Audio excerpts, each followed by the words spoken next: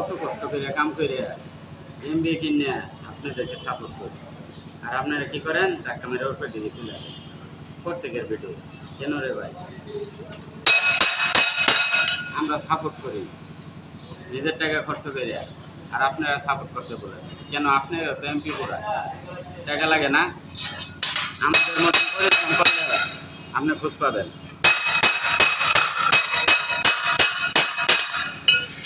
বুঝছেন? সবাইকে সাপোর্ট করবেন, ভালোভাবে চলবেন, তাহলে দেখবেন সবাই সাপোর্ট করবে।